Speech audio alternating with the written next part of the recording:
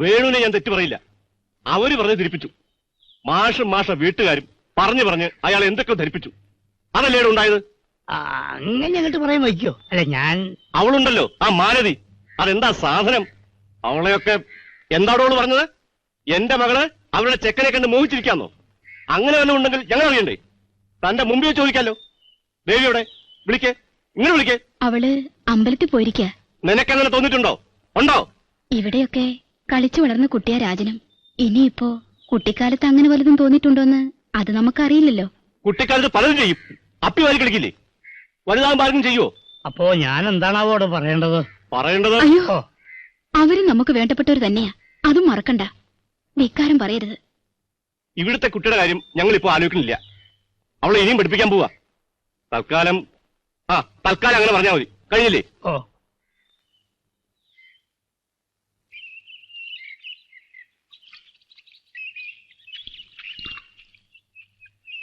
പോയില്ലേ? പോയി. ഇന്ന് വീണ്ടും വന്നതാ. എഴുത്തച്ഛനെ അച്ഛനങ്ങടെ അയച്ചിരുന്നു. ചടങ്ങ് മാത്രം മതി ഇവിടെ. അവിടെ ടൗണില് വേണുവേട്ടന് റിസപ്ഷൻ അറേഞ്ച് ചെയ്യുന്നുണ്ട് അത്രേ. പറഞ്ഞില്ലേ, ഞാൻ MSc അപ്ലൈ ചെയ്തിട്ടുണ്ട്. 2 കൊല്ലത്തേക്ക് ആരും ഒന്നും ആലോചിക്കണ്ട. അച്ഛനോടും ഞാൻ പറഞ്ഞിട്ടുണ്ട്. എന്താ അങ്ങനെ പറയണ? ഒന്നുമില്ല. എങ്ങനെയെങ്കിലും ഈ കാട്ടുമുക്കിൽ നിന്ന് ഒന്ന് രക്ഷപ്പെട്ടാ മതിയെന്ന് നീ തന്നെയല്ലേ എഴുതിയിരുന്നത്? അതിനല്ലേ ഞാൻ വീണ്ടും പഠിക്കാൻ പോണ്. ഇപ്പോഴെന്താ പെട്ടെന്നൊരു ഭൂതോദയം? MSc എടുക്കണമെന്നൊരു വാശി? പഠിക്കുന്നത് ഒരു വാശിക്കാ? രാജേട്ട് നിർബന്ധിച്ചിട്ട് കാര്യമില്ല. ഒക്കെ ഞാൻ നിശ്ചയിച്ചിരിക്കണം.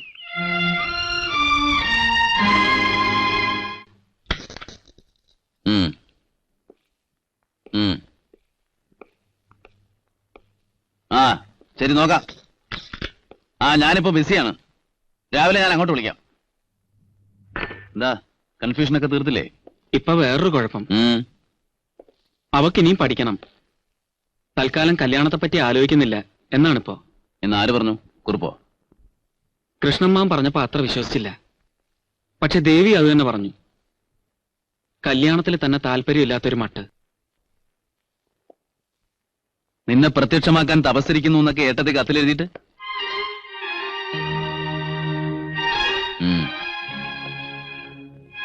കൃഷ്ണക്കുറുപ്പായിട്ട് ഞാൻ സംസാരിക്കാം. കല്യാണത്തിന് ബ്രോക്കർ പണിയെടുക്കാൻ ഒരു യോഗം ഉണ്ടാവും. അല്ലാണ്ട് എന്ത് പറയാനാ? ശരി, ഞാൻ സംസാരിക്കാം. Don't worry. കുമാരേട്ടാ, രാജനും കൂടെ ഉണ്ടാവും ഉണ്ണാൻ. ഇരിക്കും.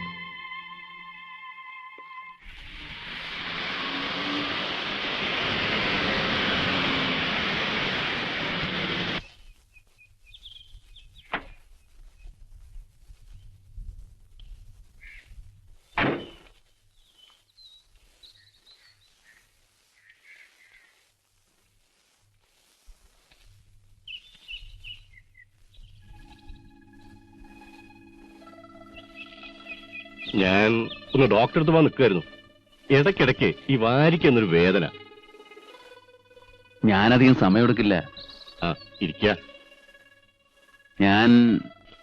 ഞാൻ എന്തോ പറഞ്ഞു, അവരെന്തോ മനസ്സിലാക്കി. ആകെ ഒരു കൺഫ്യൂഷനായി അല്ലേ? അതൊക്കെ വേണ്ട, ഞാൻ ആ ഭാഗത്ത് കിടക്കുന്നില്ല. രാജനിപ്പോ ഒരു വെറും ശമ്പളക്കാരനല്ല. ഒന്നിലൊരു വർക്കിംഗ് പാർട്ട്ണർ, വേറൊരു കമ്പനിയിൽ ശരിക്കും പാർട്ട്ണർ തന്നെ. ബോണസ്, ലാഭത്തിലെ വിഹിതം, അങ്ങനെ എല്ലാം കൂടെ നോക്കുമ്പോ കൊല്ലത്തില് ഒരു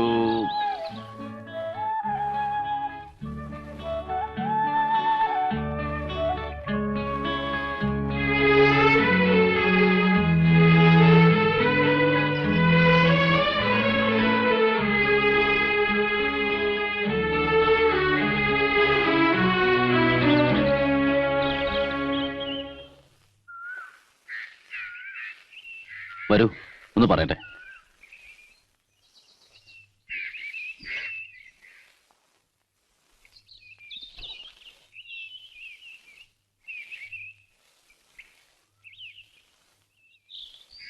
അന്വേഷിച്ചപ്പോ പുറത്തു പോയെന്ന് പറഞ്ഞു. അപ്പൊ ഇവിടെ എത്തിയിരിക്കും ഊഹിച്ചു. കാര്യങ്ങൾ പറഞ്ഞപ്പോ അച്ഛനും സമ്മതിച്ചു. അവസാനം അച്ഛൻ സമ്മതിച്ചോണ്ട് മാത്രമായില്ലല്ലോ. ഒരു മോഹത്തിന് അവസരം കൊടുത്ത് പിന്നെ ആളെ നിരാശപ്പെടുത്തുന്നത് ശരിയല്ല. ആ നിലവാരത്തിലുള്ള ഒരു പെൺകുട്ടിയായിട്ടല്ല ദേവിയെ പറ്റി എന്റെ സങ്കല്പം. ഞാൻ ആർക്കും ഒരു വാക്കും കൊടുത്തിട്ടില്ല. മരം ചുറ്റി പാടി നടന്ന് മോഹിപ്പിച്ചിട്ടുമില്ല. കുറെ കത്ത് വരുമ്പോ മറുപടി അയക്കും, വല്ലപ്പോഴും. അത് നാട്ടുമര്യാദ. ബന്ധുക്കളാവുമ്പോ പ്രത്യേകിച്ച്. സൂചനകൾ മനസ്സിലാവാത്ത പോലെ ഒഴുക്കൻ മറുപടി. ഞാൻ അറിഞ്ഞത് ഓ, അങ്ങനെയാണോ? സംശയമുണ്ടെങ്കിൽ എല്ലാം പെറുക്കിയെടുത്ത് മുമ്പിൽ നിരത്താൻ പറഞ്ഞോളൂ ശിഷ്യനോട്. പക്ഷേ രാജന്റെ വിഷമവും അസ്വസ്ഥയൊക്കെ മാലതി ചേച്ചി എഴുതിയിരുന്നു. കുറച്ച് ഞാൻ നേരിൽ കണ്ടതുമാണല്ലോ. മോഹിക്കാൻ അവസരം കൊടുത്ത് എന്തോപ്പ പറഞ്ഞല്ലോ, അത് വേറെ ചിലർക്കും ബാധകമാണ്. എന്റെ വീട്ടിലേക്ക് ആദ്യം വന്ന ആലോചന വേറെയായിരുന്നു. നോക്കൂ, അത് ഞാൻ അവന്റെ മനസ്സറിയുന്നതിന് മുമ്പ് ഒരു ഭ്രാന്തൻ ചിന്ത വന്നപ്പോ my mistake. It was my mistake. വെറും ഒരു ഭ്രാന്തൻ ചിന്ത മാത്രം? അത് കേട്ടപ്പോ ഒരു വരം കിട്ടിയ പോലെ, ഒരു ഈശ്വര നിശ്ചയം പോലെ. കുറച്ചെങ്കിലും സമയം മോഹമായി മനസ്സിൽ കൊണ്ടു നടന്ന ആൾക്കും വിഷമം തോന്നില്ലേ? അതൊരു സത്യമാണ്. പക്ഷേ പിന്നീട് ആലോചിച്ചപ്പോ അർഹിക്കാത്താണെന്ന് തോന്നി. ഞാൻ അർഹിക്കാത്തത്. കുറച്ച് കാശുണ്ടാക്കിയെന്നത് ഒഴിച്ചാൽ എനിക്ക് അഭിമാനിക്കത്തക്കതായി യാതൊന്നുമില്ല. കുടുംബം, പാരമ്പര്യം, തറവാടിത്തം എന്നൊക്കെ പറയുന്നതിൽ എന്തെല്ലാമോ ചിലതുണ്ട്. അത് സമ്മതിക്കാതെ പറ്റില്ല. രാജൻ... വേണ്ട, വിസ്തരിക്കണ്ട. വയ്യെന്ന് പറഞ്ഞു ഒഴിഞ്ഞു കഴിഞ്ഞു. അത് മനസ്സിലാവുന്നു. വേറെ ആര്, എന്ത് എന്നൊക്കെ നിശ്ചയിക്കുന്ന കാര്യം മറ്റുള്ളവർക്ക് വിട്ടുകൊടുക്കാനുള്ള സന്മനസ്സെങ്കിലും വേണം. ഈ രാജൻ എനിക്കൊരു അനുജനെ പോലെയാ. അച്ഛനോട് പറഞ്ഞതൊന്നും ആവർത്തിക്കണ്ട, കേട്ടതാണ്. നിൽക്കൂ, ഞാൻ മുഴുവൻ പറയട്ടെ. ഇവന്റെ എല്ലാ കാര്യങ്ങളും ഒരാൾ എന്നെ ഏൽപ്പിക്കുന്നു. ഞാൻ ഇവനെ കാണുന്നതിന് മുമ്പ്. അത് ഏൽപ്പിച്ച ആളോട് എനിക്ക് തീരാത്ത കടപ്പാടുണ്ടെന്നൊക്കെ പറഞ്ഞാൽ മനസ്സിലുള്ളതിന്റെ ഒരു അംശം പോലും ആവില്ല. ജീവിതത്തിൽ ഞാൻ ആകെ കടപ്പെട്ടിട്ടുള്ളത് ഒരേ ഒരാളോടാണ്, ശിവേട്ടൻ. കുട്ടിക്കാലത്തെങ്കിലും കണ്ടു കാണും ഇല്ലേ? കുപ്പത്തൊട്ട് കൈയടക്കുന്ന ചാവാളിപ്പട്ടികളോട് അസൂയയും പകയും തോന്നുന്ന അവസ്ഥ. ഫുട്പാത്തിൽ കിടപ്പ്. ബോംബെ എന്ന പരിചയമില്ലാത്ത മഹാനഗരം. ഞാൻ പോട്ടെ, കഥ കേൾക്കാൻ ഇപ്പൊ നേരല്ല. കേൾക്കണം. നിങ്ങൾ വായിക്കുന്ന കഥാപുസ്തകങ്ങളിലൊന്നും ഞാൻ അനുഭവിച്ച ജീവിതത്തിന്റെ ഒരു നുറുങ്ങുകൂടി കാണില്ല. ഭ്രാന്തത്തിയമ്മ ഒന്ന് ചത്തു കിട്ടാൻ പ്രാർത്ഥിച്ചവനാണ് ഞാൻ, നാട് വിടാൻ വേണ്ടി. ക്ലാസ്സിൽ അടുത്തിരിക്കുന്ന കുട്ടികൾ എല്ലാവരും എന്നെ വെറുത്തിരുന്നു. അവരുടെ കുറ്റം കൊണ്ടല്ല, ഉണങ്ങാത്ത ഈറൻ കുപ്പായത്തിന്റെ ദുർഗന്ധം. ജോലി തേടി കള്ളവണ്ടികൾ മാറിക്കേറി ഒടുവിൽ എത്തിപ്പെട്ടത് ബോംബെയിൽ. ഭാഷ അറിയാതെ, ഭക്ഷണമില്ലാതെ, പൈപ്പ് വെള്ളം കുടിച്ച് തെണ്ടി ഒന്നല്ല 9 ദിവസം. വിശപ്പറിഞ്ഞിട്ടുണ്ട് എന്നെങ്കിലും. തിങ്കളാഴ്ച നോമ്പിന്റെ വിശപ്പല്ല, ഭക്ഷണത്തിന്റെ ഗന്ധവും രൂപവും മാത്രം മനസ്സിൽ ധ്യാനിച്ചു പോകുന്ന വിശപ്പ്. ആവശ്യത്തിലേറെ മുഷിപ്പിച്ചു കഴിഞ്ഞു. മടുത്തു എന്ന് തോന്നുന്നുണ്ടെങ്കിൽ പോവാ, ഇല്ലെങ്കിൽ ഒരു 5 നിമിഷം കൂടെ നിൽക്കാം. തലചുറ്റി വീണു.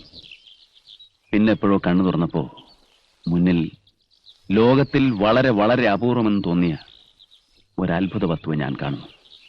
ദയ. അതിന്റെ പേര് ശിവൻകുട്ടി. നല്ല ആളായിരുന്നു എന്ന് എല്ലാവരും പറഞ്ഞു കേട്ടിട്ടുണ്ട്. കണ്ടിട്ടുണ്ട് എന്നല്ലാതെ എനിക്കധികം ഓർമ്മയൊന്നുമില്ല. ആ ശിവേട്ടൻ മരിക്കും മുമ്പ് പറഞ്ഞു, അനുജനെ ഒരു വഴിക്കാക്കണം, കുടുംബം അങ്ങനെ രക്ഷപ്പെടുന്നെങ്കിൽ രക്ഷപ്പെടട്ടെ. അത് വേറെ കഥ. അതിന് വേണ്ടതിലധികം ചെയ്യുന്നുണ്ടല്ലോ, എല്ലാവർക്കും അറിയുന്നതാണ്. അനുജനെ പോലെയുള്ള ഒരാൾ എന്നോട് ആഗ്രഹം പറയുന്നു. ബാല്യം തൊട്ടേ ലാളിച്ച സ്വപ്നമാണെന്ന് പറയുന്നു. നടത്തിക്കൊടുക്കേണ്ട ബാധ്യത, ചുരുങ്ങിയത് ഒന്ന് ശ്രമിച്ചു നോക്കേണ്ട ഉത്തരവാദിത്വമെങ്കിലും എനിക്കില്ലേ?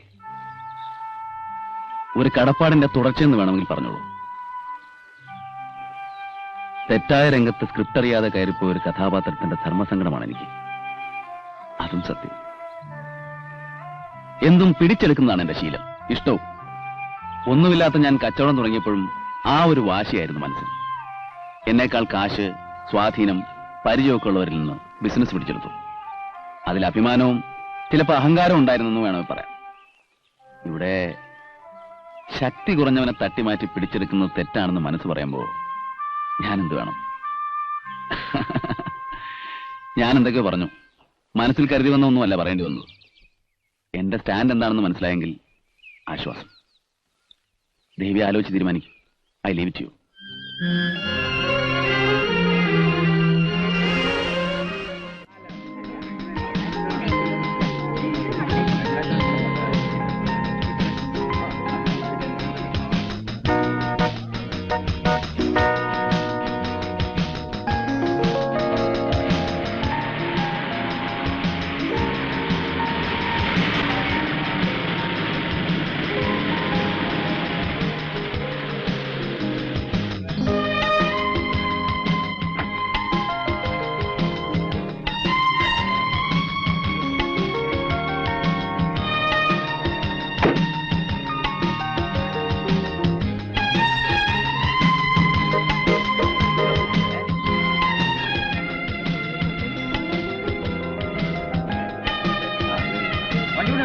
ജോർജ് ഇവിടെ ചോദിച്ചിട്ട് കൊടുത്താൽ മതി. ശരി സാർ. ഇവിടെ സോഫ്റ്റ് ഡ്രിങ്ക്സ്. അല്പം ബ്രാൻഡി ആവാം, കുഴപ്പമില്ലല്ലോ. എഴുത്തച്ഛൻ എന്താ പറ്റിയ വിസ്കിയോ ബ്രാൻഡിയോ? എല്ലാം കുറേശ്ശെ പറ്റും. ഇവിടെ ബിസ്ക്കറ്റ് ജിമ്മിലെറ്റ് എന്ന് പറയുന്ന ഒരു സാധനം ഉണ്ട്, നോക്കുന്നോ? അത് ബീറാണോ? അയ്യോ വേണ്ട. നരേഷ് ടേക്കറോ?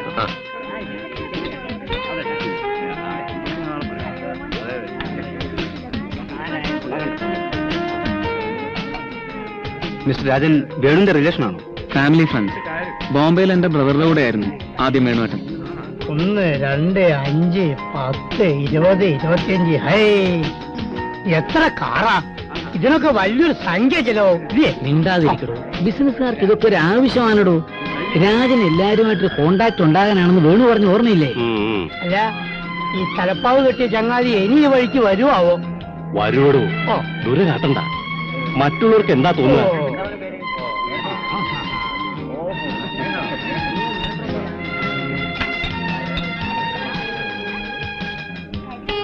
കമ്പനിയായി ലേലം വിളിക്കാമെന്ന് നിശ്ചയിക്കുക, കയറ്റി വിളിക്കില്ലെന്ന് ഉറപ്പിക്കുക. എന്നിട്ട് ഒരുമാതിരി നമുക്ക് തന്നില്ലേ അവൻ? ആ, മദ്രാസിലെ പഴയ ഒരു ബാരിസ്റ്റർ എത്തിരാജിനെ പറ്റി ഒരു ജോക്കുണ്ട്. ബാരിസ്റ്റർ ആണെങ്കിൽ കല്യാണം കഴിച്ചിട്ടില്ല, പക്ഷേ മഹാവീരനായിരുന്നു. സ്നേഹിതന്മാര് ചോദിച്ചു എന്താ കല്യാണം കഴിക്കാത്തെന്ന്. അപ്പോൾ അയാൾ പറഞ്ഞത് കേൾക്കണോ? Why should I marry when all my friends are married? സ്നേഹിതന്മാർക്ക് ഭാര്യമാരുള്ളപ്പോൾ എന്തിനാ കല്യാണം കഴിക്കുന്നെന്ന് അല്ലേ വേണു? മതി വർഗീസേ, കാർ ഓടിക്കേണ്ടതല്ലേ. വർഗീസിന്റെ ഭാര്യ എന്നെ വഴക്ക് പറയില്ലേ? എനിക്ക് വീട് വേണു, വീടാനേ. വർഗീസിന്റെ ഭാര്യയോട് എനിക്കൊരു ഉത്തരവാദിത്വമില്ലേ? വീട് വീട് എണീറ്റ്. വീട്ടിൽ അച്ഛൻ തീരെ വയ്യ. വേണു ഇവിടെ. ഞങ്ങളൊന്ന് നേരത്തെ പോകും. ഞങ്ങളുടെ വണ്ടിയില്ല. വേണുവിന്റെ വണ്ടി ചെന്നിറങ്ങിയിട്ട് തിരിച്ചുവിടാം. വണ്ടികൾ ഇഷ്ടം പോലെയുണ്ട്, ഞാൻ പറയാം. വരൂ, നമുക്കൊന്ന് ചുറ്റാം. ചിലരെ പരിചയപ്പെടുത്താൻ ബാക്കിയുണ്ട്. വരൂ. വിടാൻ. എടാ, നീയൊക്കെ എന്നാ കാശുകാരനായ നീ വർഗീസിന് അറിയാവടാ. അലമ്പിക്കാതെ വർഗീസേ. ഓ, ഞാൻ മാക്സിമം ക്ഷമിക്കുന്നുണ്ട്. ആ വണ്ടി പൊയ്ക്കോളൂ. എടാ, മരം വാങ്ങാൻ പറഞ്ഞ ജപ്പാൻകാരനും ഇറ്റലിക്കാരനും കൂട്ടിക്കൊടുത്ത് എനിക്ക് ആളാകേണ്ട. എന്നെ തഴഞ്ഞു നീ.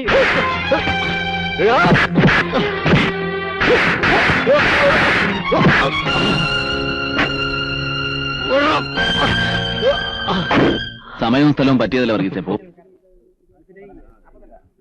എന്താ വേണോട്ടാ? ഏയ്, വർഗീസ് ഇത്തിരി ഓവറായി. പറഞ്ഞു വിട്ടു. പാർട്ടിയിൽ അങ്ങനെ ചിലത് വേണ്ടേ? ഭക്ഷണം എടുക്കാൻ പറട്ടെ?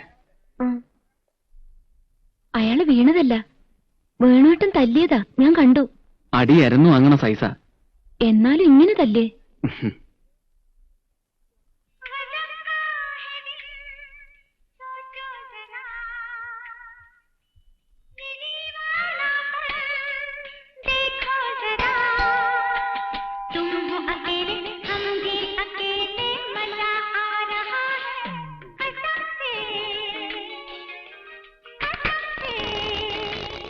ഇന്നലെ മടങ്ങാൻ പറ്റിയില്ല. വെളുപ്പിന് ഒറ്റ വിടൽ വിട്ടു. അച്ഛൻ ഇന്നലെ വൈകുന്നേരം പോയി. ഇന്ന് പഞ്ചായത്ത് ഓഫീസില് അത്യാവശ്യം എന്തോ മീറ്റിംഗ് ഉണ്ടെന്ന് പറഞ്ഞു. അച്ഛന്റെ ചെക്കപ്പിന്റെ റിസൾട്ടൊക്കെ കിട്ടി. ഏയ്, ഒന്നുമില്ല. നാട്ടിലെ ആ ഡോക്ടർ ഓരോന്ന് പറഞ്ഞ് പേടിപ്പിച്ചതാ. അച്ഛന് വലിയ സന്തോഷായി. കുടിക്കാൻ വല്ലതും എടുക്കാൻ പറയണോ? വേണ്ട, ഉണ്ട് കളയാം. വിശപ്പ്. രാവിലെ എവിടെയും ബ്രേക്ക്ഫാസ്റ്റ് നിർത്താൻ പറ്റില്ല. ആയിരിക്കണോ? വേണുവേട്ടന് വിശക്കണോന്ന് പറഞ്ഞു. വേഗം നോക്കൂ. ആയി കാറിൽ കയറിയ ജലപാനം കഴിക്കാൻ കൂടി നിർത്തില്ല. ശരീരം നോക്കാണ്ടുള്ള ഈ ഓട്ടം.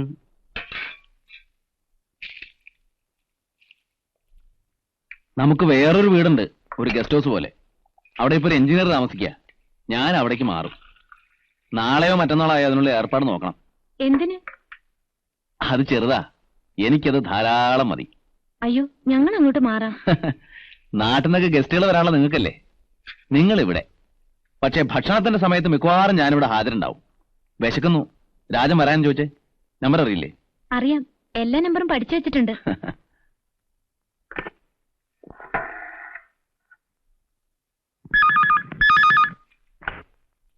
യെസ്. ആ വന്നുവോ? ശരി, കഴിച്ചോളാൻ പറയൂ. എനിക്കൊരു അരമണിക്കൂർ താമസമുണ്ട്. ആ ശരി. സീ ഫേസിലെ റിസപ്ഷന്റെ ബില്ലായി 34,000. സ്കോച്ച് പെടില്ല, അതിന് വേറെ ക്യാഷ് കൊടുത്തിട്ടുണ്ട്. ആ കണക്ക് മുതലാളിക്ക് അറിയൂ. ഭയങ്കര പാർട്ടിയായി പോയല്ലോ. പാർട്ട്ണർ അല്ലേ? ഓ, പാർട്ട്ണർഷിപ്പ് ഒക്കെ ടാക്സ് അഡ്ജസ്റ്റ്മെന്റ് അല്ലേ? ബിനാമി പാർട്ട്ണർഷിപ്പ് ആണെന്ന് ഓഫീസർമാർക്കും അറിയാം. ഒക്കെ ഒരു അഡ്ജസ്റ്റ്മെന്റ്. ആ പാർട്ടിക്ക് നാട്ടിൽ നിന്ന് വന്ന ഒരാളുണ്ടല്ലോ, കുടിച്ച് പൂസായ ഒരു ചങ്ങായി, എഴുത്തച്ഛൻ. അയാള് പറയാ മുതലാളിയാണത്ര ആദ്യം ആലോചിച്ചത് ഈ പെണ്ണിനെ. അപ്പോ കല്യാണവും മുതലാളിയുടെ അഡ്ജസ്റ്റ്മെന്റ് തന്നെ ആണോ റൈറ്ററെ?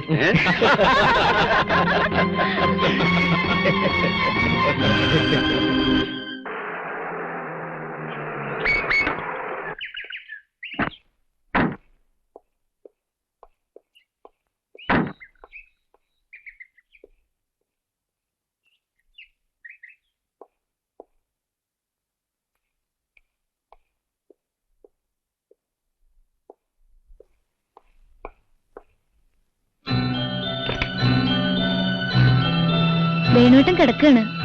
വല്ലാതെ ടയേർഡായിട്ടുണ്ട്. കൂടെ ഡ്രൈവർ ഉണ്ടാവുമ്പോഴും എന്തിനാ ഇക്കണ്ട ദൂരം അവനവൻ തന്നെ കാർ ഓടിക്കണമെന്ന് ചോദിച്ചു ഞാൻ.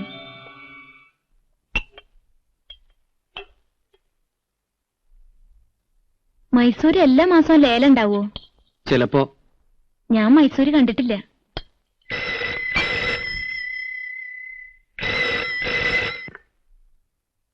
ഹലോ. ദേവി, ഫോൺ വെച്ചേക്കൂ. ഓ ശരി. വേണുവേട്ട അകത്തുനിന്ന് എടുത്തു. ആളുകളൊന്ന് റെസ്റ്റ് ചെയ്യാനും സമ്മതിക്കില്ലല്ലേ?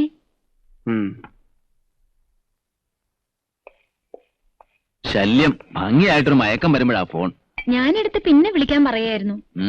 ആവശ്യമുള്ള ആള് തന്നെ, കോർപ്പറേഷൻ കമ്മീഷണർ. പെട്ടെന്നൊരു കടിഞ്ചായ തരാൻ പറ്റുമെന്ന് ചോദിച്ച കുമാരേട്ടനോട്. ഉണ്ടാക്കാലോ.